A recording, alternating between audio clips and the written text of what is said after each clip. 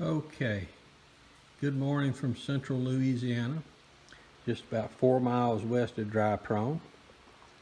And here's what I have brought in. Got this off eBay.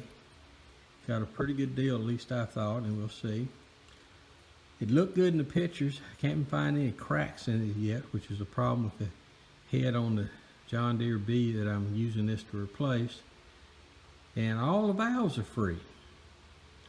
They were kind of a little stuck, but a little WD-40 and a couple of press downs on with the 2x4, and they all come free and loose. Biggest problem now is going to be here on this stud. Of course, when they salvaged this, they cut the nut off to get the stud, and evidently this one was, who knows, but this one's cut off a lot shorter, and this one evidently broke off a long time ago. This one I was able to clean the threads out, but this is going to have a nut set on it and welded to it in order to get enough grip to get it out.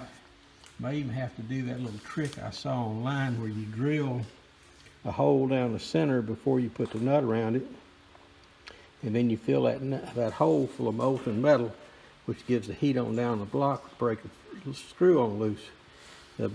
Stud.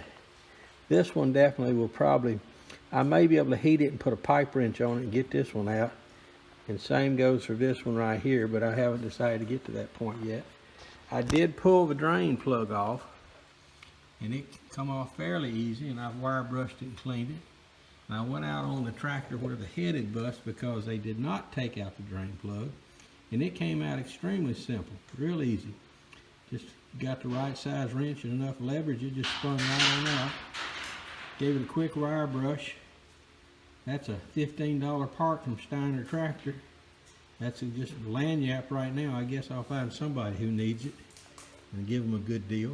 But that's what I've done so far today. But let's call it quits, and y'all have a great day.